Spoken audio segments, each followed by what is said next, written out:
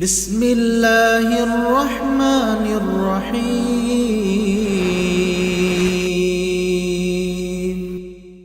أعوذ بالله من الشيطان الرجيم. فما آمن لموسى إلا ذرية من قومه على خوف من فرعون وملئهم أن يفتنهم وإن فرعون لعال في الأرض وإنه لمن المسرفين. وقال موسى يا قوم إن كنتم آمنتم بالله فعليه توكلوا إن كنتم مسلمين. فقالوا على الله توكلنا ربنا لا تجعلنا فتنة للقوم الظالمين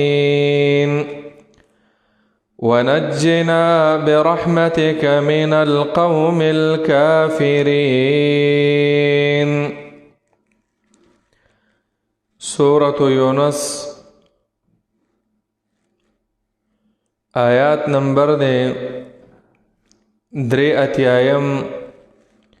11 سپاره. واقعه د موسی علیه السلام شروع د فرعونیانو سره. فرعون ټول ساحران را جمع کړل چې د موسی علیه السلام د معجزې مقابله وکړي. خو ساحرانو چې خپل سحر هغه ښکاره کو، د موسی علیه السلام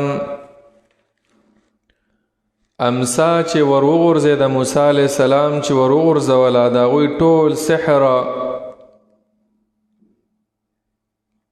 او ټوله جادوګري د فرعونیانو هغه باطله شوه، ختمه شوه. نو بیا د فرعون د قوم نه څه خلکو ایمان راوړو. الله رب العالمین دغه واقعه تفصیل سره بیانوي.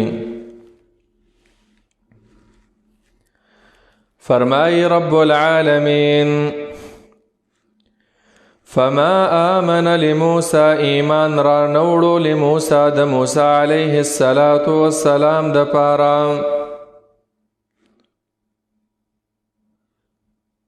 د موسی علیه السلام په خبرو باندې الا ذریة مگر یوسو ځوانانو یوسو اولاد من قومه د قوم د فرعون یوسو کسانو یوسو ځوانانو ایمان راوړو. یا قومه ضمیر موسی علیه السلام ته راجع دی، یا فرعون ته، چې د فرعون د قوم نه یو څو کسانو ایمان راوړو. او دا قول راجح دی چې د فرعون قوم دلته مراد دی، ځکه بنی اسرائیلو اکثرو مخکې نه ایمان راوړو په موسی علیه السلام باندې.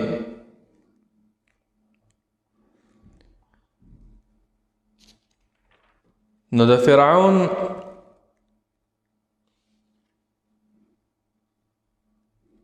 د لښکر نه یو څو کسانو ایمان چې راوړو او یره مور سره وه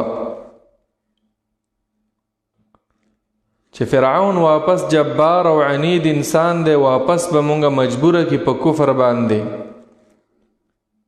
چې مونږ ته تکلیف راونه رسوي. نو رب العالمین دغه واقعه بیانوي. فما آمن نو ایمان را نوړو لموسی د موسی علیه السلام په خبرو باندې الا ذریة مگر یوسو ځوانانو من قومه د قوم د فرعون چې کله دا معرکه وشوه کله مقابله وشوه د موسی علیه السلام د ساحرانو د فرعون سره او د ساحرانو سحر ناکام شو نو یو څو کسانو هغه ایمان راوړو. د فرعونیانو د قوم نه یو څو کسانو ایمان راوړو علی خوف سره د یری من فرعون د فرعون نه یریدل و ملئهم او د مشرانو د دوینا. مشران چې د فرعون په لښکر کې کوم مشرانو د هغوی نه یریدل چې هسې نه واپس مونږه مجبوره کړي او د دې دین نه مو واړوي.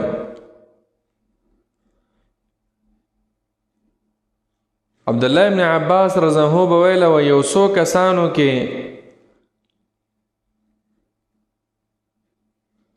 د فرعون ښځه اغم شامله و مؤمن آل فرعون سوره حامیم کې براشي یو رجل یو نارینه یو سړی او هغه ایمان راوړو د آل فرعونیانو نه او د فرعون څوکیدارو یوه زنانه وه څوکیداره خزانچي هغوی ایمان راوړو.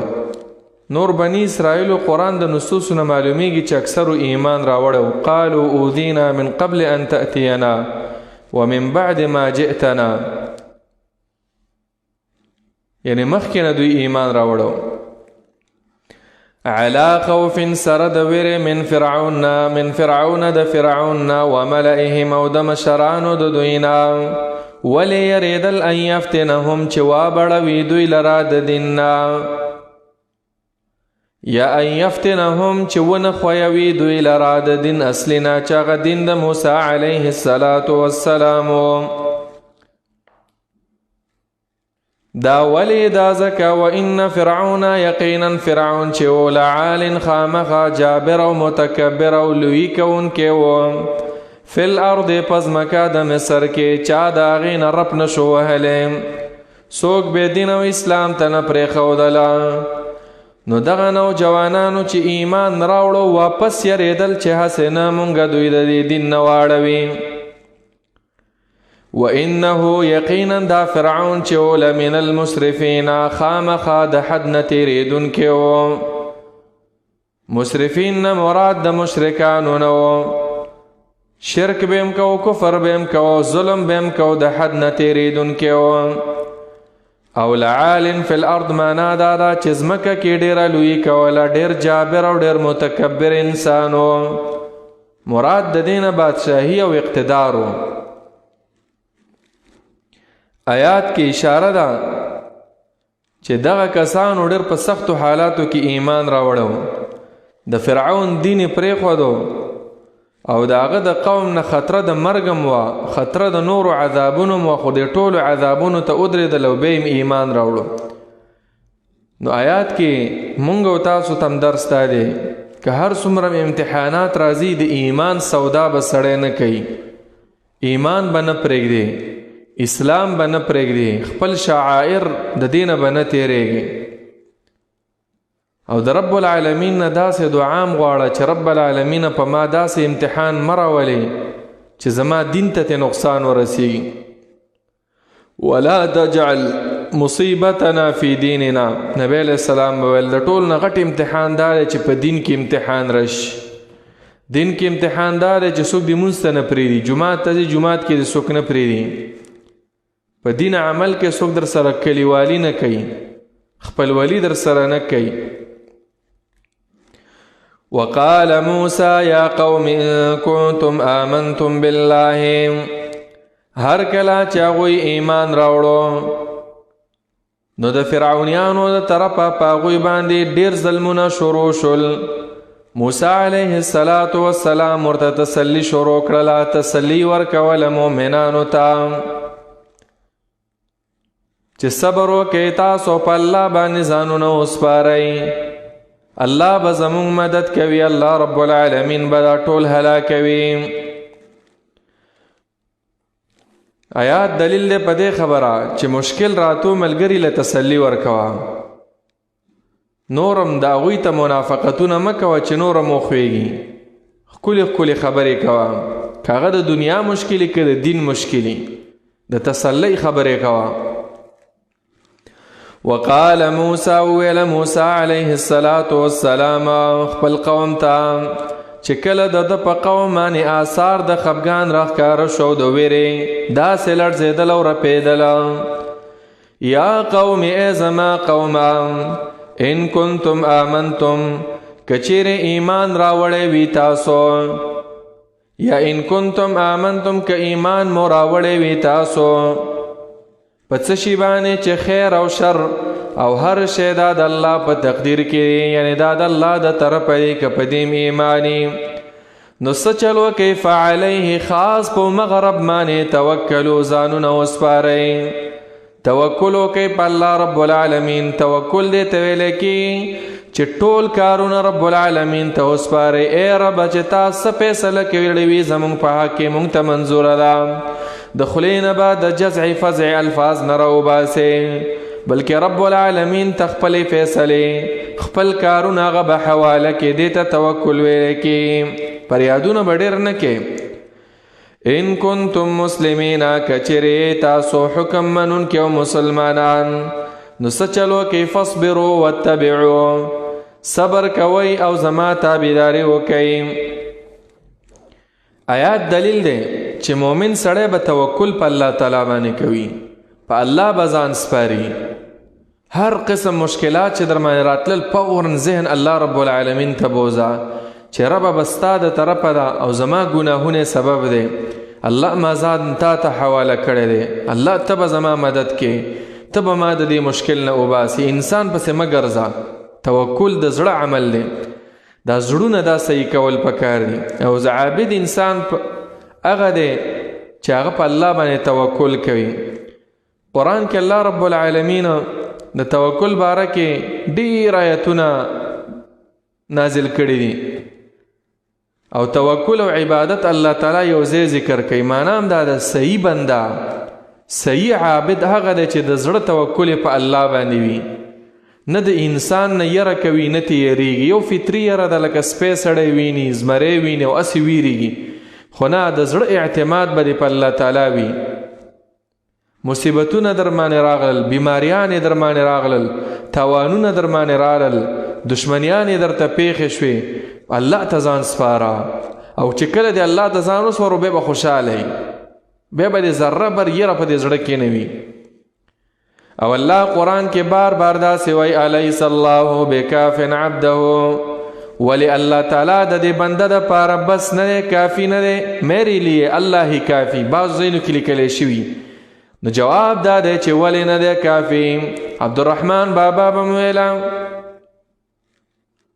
وای چې الله در سره مل نوي رحمانه، که لښکرې در سره مل شي یک تنهایی، ټوله دنیا دې تا سره شي، خو چې د الله مدد در سره نه و، په الله دې توکل برابر نه و، نو هسې دې ملګري شي که نه، دومره تا د ضرر نه بچ کولی نه شي او دومره خیر تا ته در رسولی نه شي. قرآن کې بل ځای کې الله فرمایي ومن یتوکل علی الله فهو حسبه، چا چې په الله باندې ځان وسپاروم دغه الله د ده دپاره بس دی. بل ځای کې فرمایي فاعبده وتوکل علیه، د الله بندګي کوه، الله باندې ځان سپاره.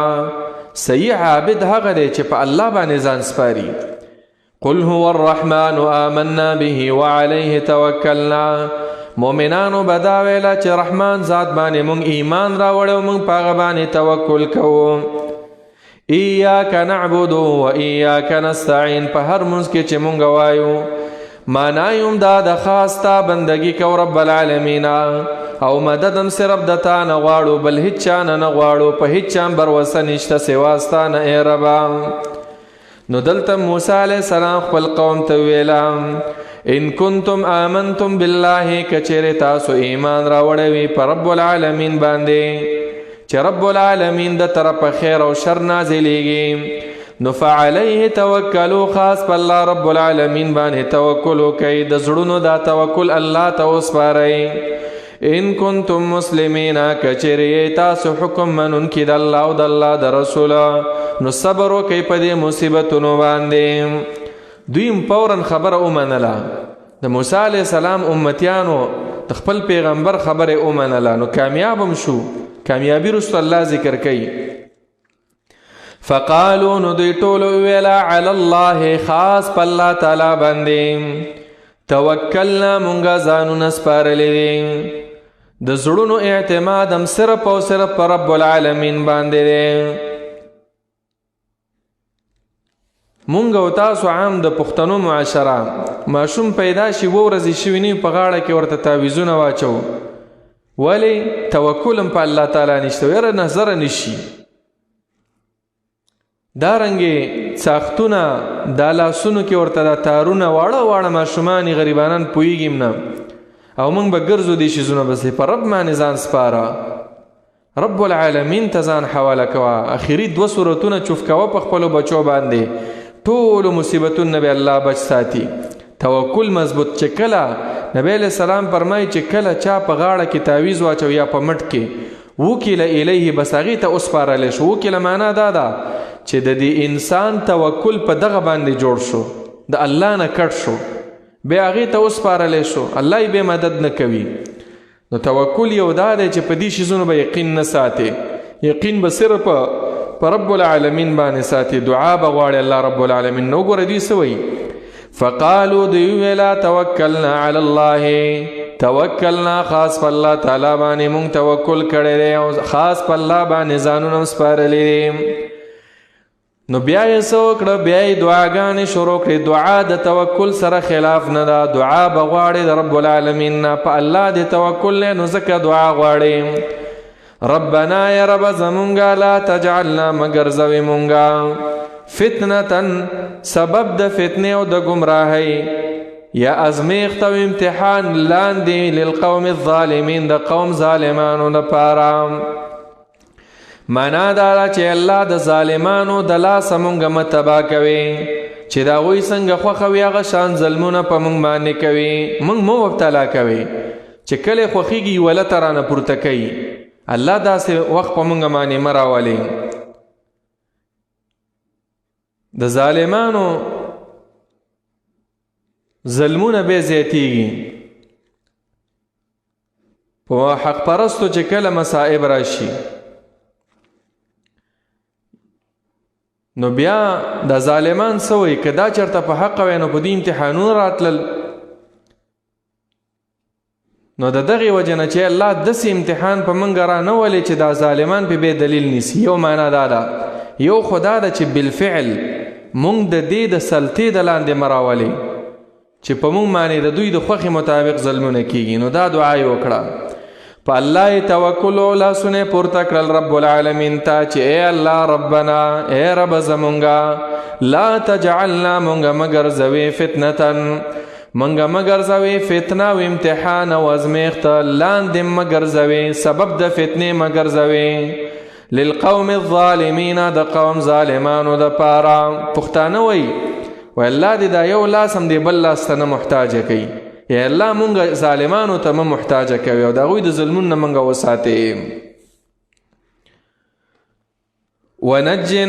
ونجنا برحمتك من القوم الكافرین او نجات را کړه مونږ ته ای رب زمونږه برحمتک په وسیله د رحمت ستا.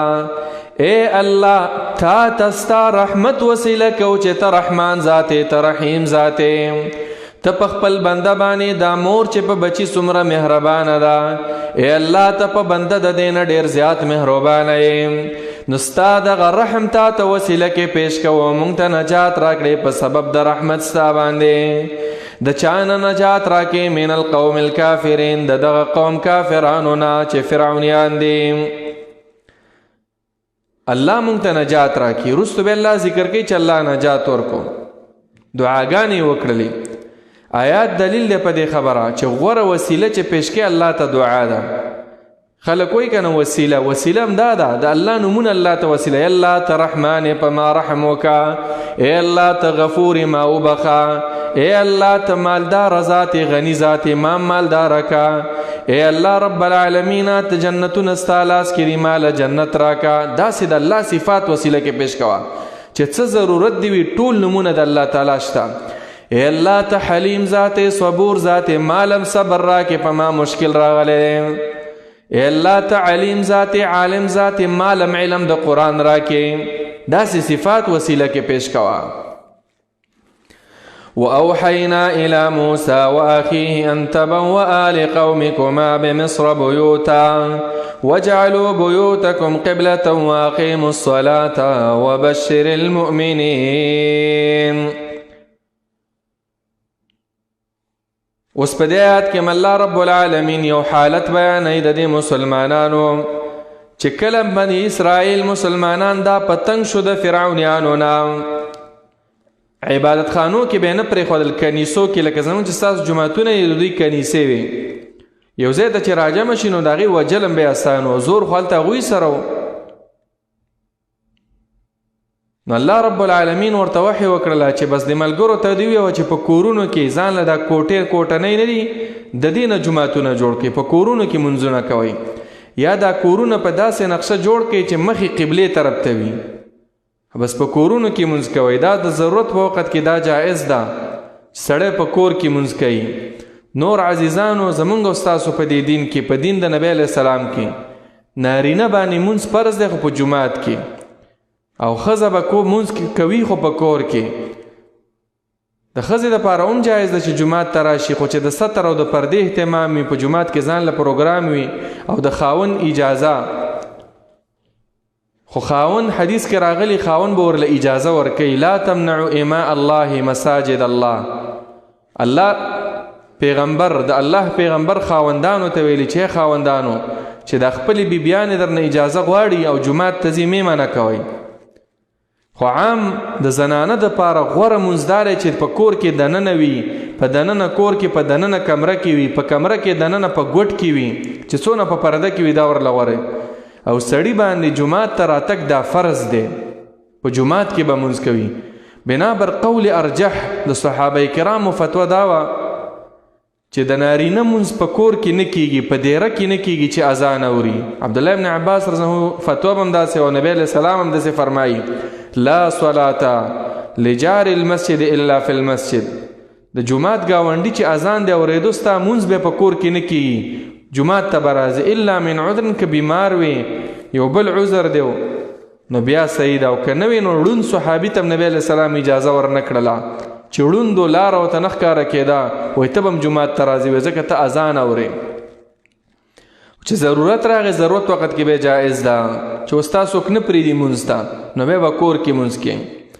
واوحینا الی موسی مونږ وحی وکړه موسی علیه السلام ته واخیه او د موسی علیه السلام ورور هارون علیه السلام ته ان تبوأ دا چې جوړ کړئ تاسو یا مقرر کړئ تاسو یا تیار کړئ تاسو لقومکما د پاره د قوم خپله. موسی علیه السلام او هارون علیه السلام ته ویلا ځکه پیغمبران چې کوم دي هغوی به امور د انتظام هغوی به برابروي، عبادت خانې بمصر په دې مصر کې بیوتن کورونه برابر کوي یا کوټې د پاره د عبادت برابرې کوي. وجعلوا وګرځوئ تاسو بیوتکم کورونه خپلو کې قبلتن ځای د مانځه، د کورونو خپلو کې ځای د منځونو جوړ کړئ. یوه ترجمه دا ده. دویمه ترجمه دا ده وجعلوا وګرځوئ تاسو بیوتکم دا کوټې خپلې قبلتن مخامخ قبلې ته، مخامخ قبلې ته وګرځوئ او منځونه کوئ تاسو. مراد د قبلې نه یا کعبه ده چې دا د ټولو پیغمبرانو قبله وه، او یا مراد تېنه بیت المقدس دی، خو قبلې طرف ته تاسو منځونه کوئ. واقیموا الصلاة او پابندي کوئ د منځونو، منځ سم ادا کوئ، ګوره منځ به نه پرېږدئ. وبشر المؤمنین او زیری ورکه مؤمنانو ته، زیری ورکه ایمان والاو ته، یعنی چې مشکل در باندې راغی او تا په جمع باندې په جماعت کې منځ کوه، د یو مشکل او د امتحان په وجه تا دا منځ ادا نه کړی شو، الله به بیا هم تعالی اجرونه درکوي.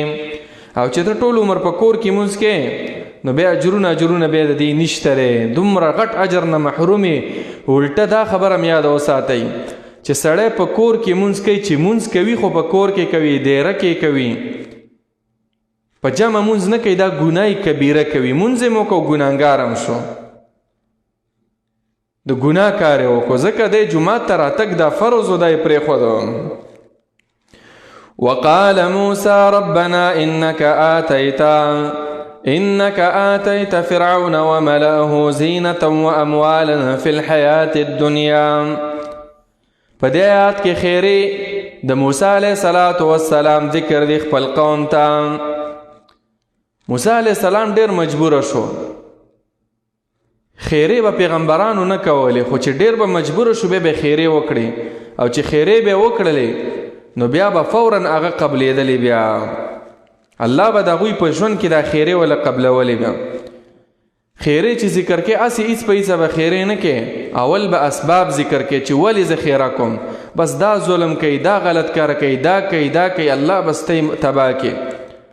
اولی ذکر کې چې الله دونه مالونه دی ولا ورکړي، دونه مشري دی ولا ورکړي، او د دې باوجود دا ټولې پیسې ټول مالونه ستا د دین په خلاف استعمالوي، خلک د دین نه اړوي، نو رب دا مالونه ته واخلي او په دې زړونو یې سختي راولي، دوی ایمان نه راوړي.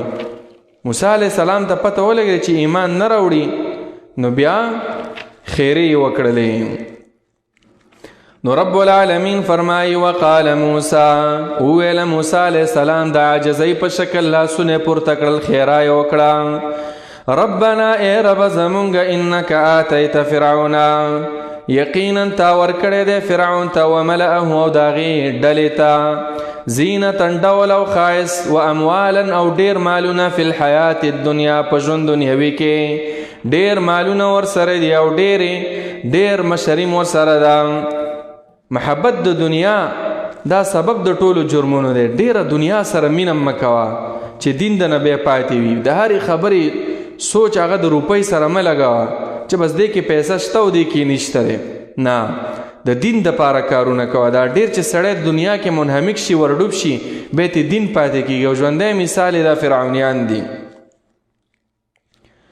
نو رب العالمین تا ورله مالونه ورکړي، ژوند د دنیا کې مشري دې موله ورکړې ده. ربنا بیا یې اواز وکړه موسی علیه السلام چې ای رب زما، لیضلوا عاقبت دا دی، لیضلوا معنا دا ده چې د دې مالدارۍ انجام دا دی چې دوی په خپله هم ګمراه شو، نور خلک هم ګمراه کوي. ای الله مالونه دې ورکړي، خو عاقبت یې دا دی دا مال غلط استعمالوي، دوی صحیح نه استعمالوي. لیضلوا د دې دپاره چې واړوي ګمراه کي دا خلک عن سبیلک، ستا د لارې نه، په خپل هم ګمراه دي او نور خلک هم پې ګمراه کوي. بله دعا یې وکړه چې ربنا ای رب زمونږ اطمس علی اموالهم، ای الله محو کړه، هلاک کړه، مسح کړه، بیکاره کړه. اطمس د ټولو معناګانو ته وایي. طمس اصل کې ویلی کېږي چې سړي دا مشاده او دا شکل خراب شي. لکه اوس زمونږ ستاسو دا پوزه، دا سترګې دي، شونډې دي، مخ دی، دا داسې اوار شي چې شکل د انسان هغه پاتې نشي. دې ته طمس وایي، محو کول. الله بیکاره که مالونه د دوی، محو که مالونه د دوی. پخوا خو سکې وي که نه، د ګټو نه جوړې کړې وې، د قیمتي ګټو نه. په روایت کې راغلی دي، روایت ابن کثیر رحمه الله هغه هم راوړی دی چې د دوی د مالونو نه بیا ګټې وګرځېدلې، اسې ګټې شو، لکه هغه کم نقشونه چې کړي وو هغه ترې نه محو شو. لکه عام نن سبا مثال دا روپۍ سړي سره وي، یا ریال وي، یا روپۍ وي، او ډالر وي، بس چې راپاڅېږي بس سپین کاغذ ته جوړ شوی، هغه آثار یې وله ختم کړه رب العالمین. ځکه دعا موسی علیه السلام داسې کړې وه، اطمسا، ای الله محو کا، هلاک کا، مسح کا، بیکاره کا مالونه د دوی. ربنا اطمس، ای الله بیکاره کړه مالونه د دوی، ای الله هلاک کړه علی اموالهم، هلاکت راوله په مالونو د دوی. وشدد علی قلوبهم، او سختی راوله په زړونو د دوی. ای الله وشدد علی قلوبهم، سختی راوله په زړونو د دوی باندې. دا په هغه وخت کې موسی علیه السلام خیره وکړه چې موسی علیه السلام نا امیده شو. د وشدد معنا دا ده چې الله نور په کوپر کې، سړی وایي که نه چې الله دې ته اول هدایت وکړي، هدایت نه الله دې په دې کوپر کې نور هم بس وردن نه کا، الله دې په دې کوپر کې څه ورډوب کړي چې سته پکې مړ شي. نو وشدد علی قلوبهم معنا دا وه چې الله زړونه نور هم سخت کا، مهر ورله پې ولګوه، پرې چې په دې کفر کې پاتې شي وسته مړه شي. دومره پیغمبر هغه غوسه کړی و. ولی فلا یؤمنو پس دوی ایمان نه راوړي. موسی علیه السلام ته پته ولګېده چې دوی ایمان نه راوړي. وی حتی یروا العذاب الالیم تر دې چې په سترګو باندې ویني عذاب دردونکی. الله ته پې عذابونه راولېږه. دوی ایمان نه راوړي. دا د ډب مسلمانان دي، د ډب انسانان دي. پښتو کې مونږ وایو چې عذاب پې راشي نو بیا به څه ناڅه ایمان راوړي، کنی دی ایمان نه راوړي. او د عذاب د راتګ په وخت کې به ایمان قبلیږي هم نه، بیا ایمان د دوی نه قبلیږي. نو مغه شانو شو چې د دوی مالونه الله تبا کړل. د ربیع ابن انس او د ضحاک او ابو العالیه تفسیر دی په طبری کې چې جعلها الله حجاره منقوشه كهيئه ما كانت. الله د مالونه اسې ګټې جوړې کړلې چلیدل به نه، او بیا په مغه شان عذاب راغی. او داسې دعا نوح علیه السلام خپل قوم ته کړې وه. په سوونو کاله دعوت یې وکړو، تبلیغ یې وکړو، خو چا ورله خبره ونه منله. نو هغه هم دا دعا کړې وه خیره رب لا تذر على الارض من الكافرین دیارا. اے الله د دې کافرو یو اوسېدونکی په دې دنیا کې مه پرېږده.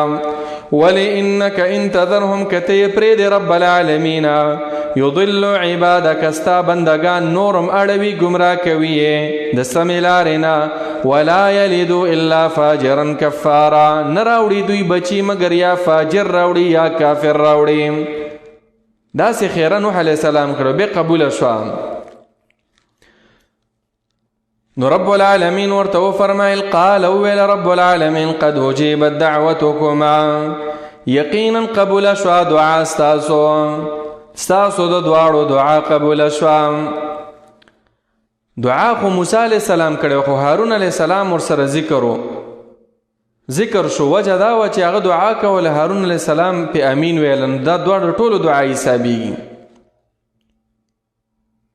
نو الله رب العالمین ورته ویل قد اجیبت دعوتکما یقینا قبول شوا دعا ستاسو فاستقیما نو کلک شئ تاسو.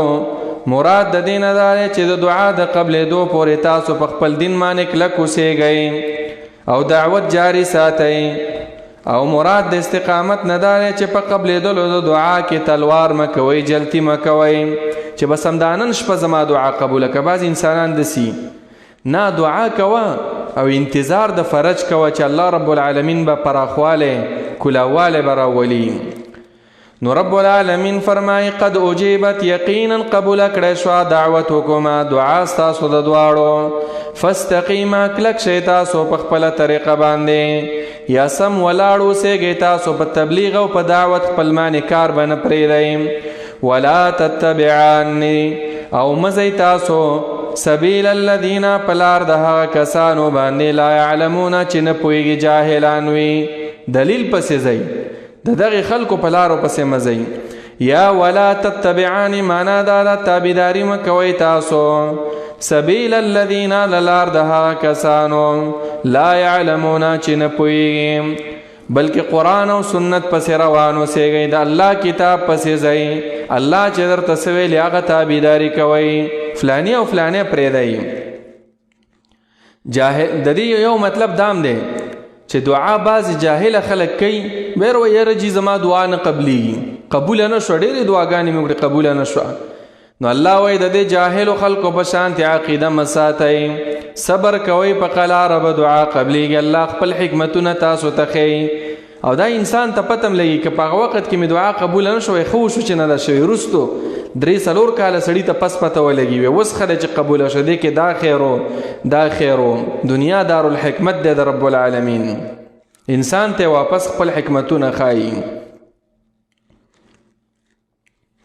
وجاوزنا ببني إسرائيل البحر فأتبعهم فرعون وجنوده بغيا وعدوا.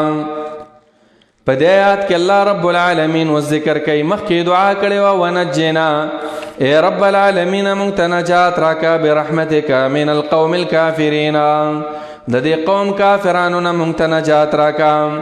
نو اوس الله رب العالمین نجات ذکر کوي د بني اسرائیلو د فرعونیانو د ظلمونو نه. الله څنګه نجات ورکو؟ چې کله مقابله وشوه او بعض خلکو ایمان راوړو نو فرعون د ځان سره 100,000 لښکر کو را روان شو دوی پسې دوی را پره کړل رال دوی را ورسېدل د بحر ته بحر قلزم نوم یو په مصر کې هلته چې را ورسېدل نو د موسی علیه السلام ملګري ځای په ځای باندې ودرېدل دغه ټیم کې وویله فلما تراءى الجمعان انا لمدرکون چې دا فرعونین خو رانږدې شو موسی علیه السلام ورته ویل چې ان معي ربي سيهدين ما سره زما رب دی او ما ته به لاره ښایي الله رب العالمین ورته وحی وکړله چې په خپله امسه باندې دا سمندر ووهه نو سمندر کې لارې وشولې دوی 12 ډلې وې هرې ډلې ته الله رب العالمین لاره ورکړله او دوی تیر شو فرعونیانو چې وکتل هغوی مو ویله چې موږ خو د دوی نه څه کم خو نه یو اول یې زړه نه کېدو خو بیا سمندر ته ورودنګل چې ورل دوی ښه منځته لاړل نو هغوی پکې ډوب شو مسلمانان ته الله رب العالمین بچ کړل تفصیلي واقعه په سوره اعراف کې بیان شوې وه او ځای په ځای الله ذکر کوي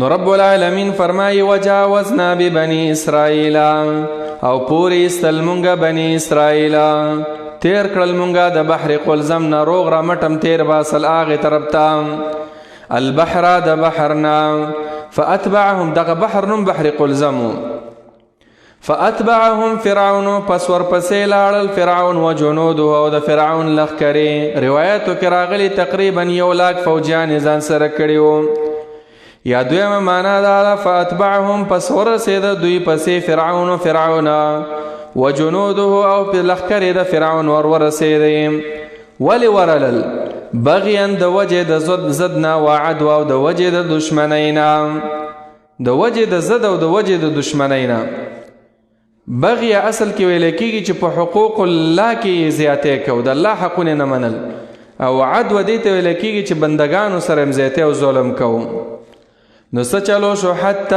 اذا ادرکه الغرق ورپسې تر دې چې د بحر ته وردن نشو حتی اذا تر دې پورې حتی تر هغه وخت پورې اذا ادرکه کله چې راګیر کو د فرعون لرا الغرق غر کېدلو ډوبېدو نو چې کله راګیر شو سلګۍ شروع کړل او پوه شو چې اوس هلاکېږم نو دغه ټیم کې بس اوس یې د کلمه شروع کړله چې بس اوس اسلام راوړم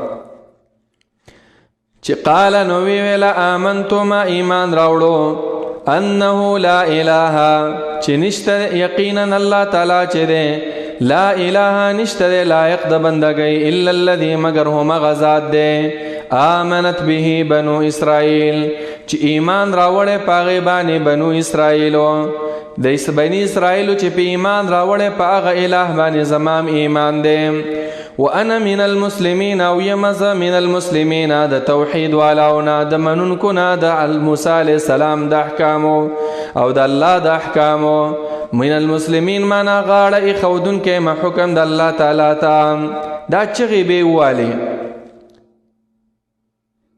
آمنتو ایمان می راوړ یو کلمه دا ویل لا اله الا الذي دایم ویل په خله باندې ویل وانا من المسلمین خودلته ایمان د ته پیدا نه ورکوله وجه دا و چې د مرګ په وخت کې دا ایمان راوړو حدیث کې راغلی دی ان الله يقبل توبه العبد ما لم يغرغر الله توبه قبلوي خو د ځنکدن په وخت کې د انسان توبه به نه قبلوي چې مرګ ته ویني او ته به توبه وباسي نه به نه قبليږي نو مخکې د دین عزیزانو چې مرګ راشي توبه وستل پکاري د دې توبه ځکه قبول نه شوله نو رب العالمین فرمائی الان اویل شو چاہتا دی فرعون تا اویل شو آیا وس ایمان راوڑے تا آیا وس دی ایمان راوڑو تا وقد عصیت و حال دارے چی یقینا نافرمانی با کولتا زما د رسول نافرمانی با دی کولا داور تا اویل شو یو فرشتر آلا داغی پا خلبان دی روایتو کی راغلی دی دا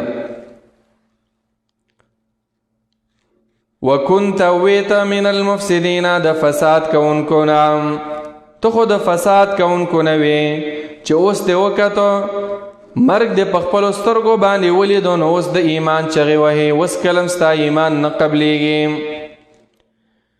فالیوم ننجیک ببدنک.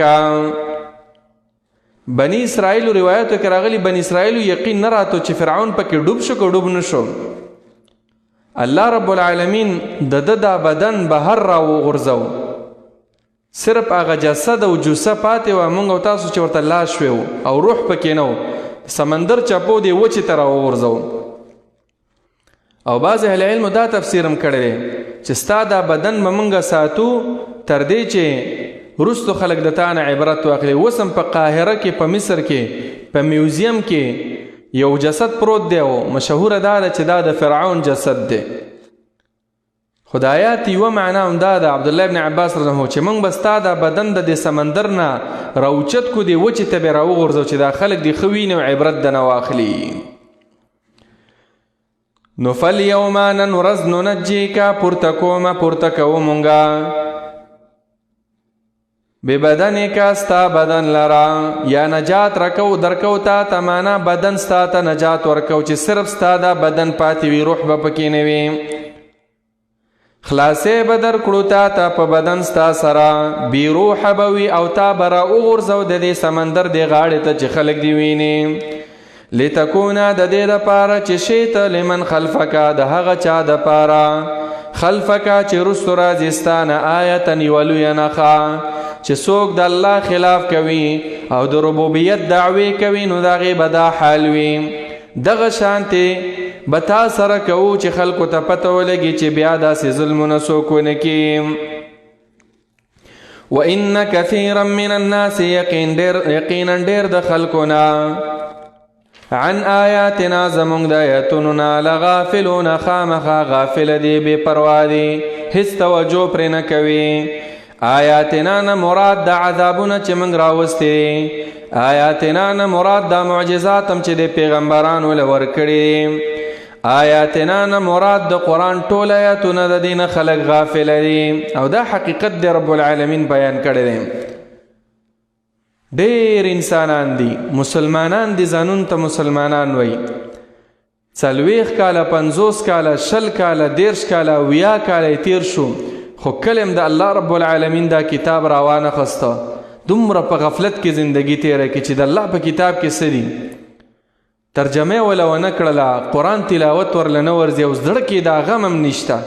د دنیا د تعلیم دپاره په 4 کلنۍ کې راوځي او د بوډاوالي پورې لګیا وي بیا چې کله یو سټیج ته ورسیږي پی ایچ ډي ډیګري واخلي بیا په خپلو بچو هم داسې سلسله جاري ساتي او داسې سلسله روانه وي خو کله هم د الله دې کتاب ته متوجه نه شون. الله ځکه فرمایي وان کثیرا من الناس یقینا ډېر د خلکو نه ډېر د انسانانو نه عن آیاتنا زمونږ د دې آیاتونو نه لغافلون خامخا بېخبره دي خامخا بې پروا دي خامخا غافل دي هیڅ توجه نه کوي دې کتاب ته. نو عزیزانو توجه کول پکار دي کامیابي په دې کتاب کې ده والله العظیم خوند دی په دې کتاب کې که څوک د دې خوند نه خبر شو د دنیا ټولې مزې به شاته وغورځوي 1 روپۍ به در سره نه وي په کچه کور کې به اوسېږي په خیمه کې به د زندگی والله العظیم د بادشاهان نه به د زړه خوشحاله وي. دا خوشحالي الله په دې کتاب کې ایښې ده. الا بذکر الله تطمئن القلوب خبردار انسانانو صرف د الله په کتاب کې د زړونو دی پس د زړونو اطمینان دی نہ دنیا سے نہ دولت سے نہ گھر آباد کرنے سے تسلی دل کو ہوتی ہے اللہ کو یاد کرنے سے او د الله یادولو بهترین وسیله د الله دا کتاب دی قرآن دی.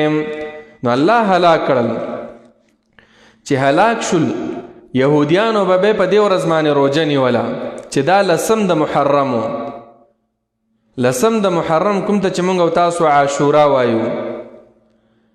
نبی علیہ السلام چې هجرت وکړو مدینې ته یهودو به دا روژه نیوله تپوس وکړو دا ولې نیسئ په دې ورځ الله نجات ورکړی موسی علیه السلام ته او فرعونیان یې هلاک کړي.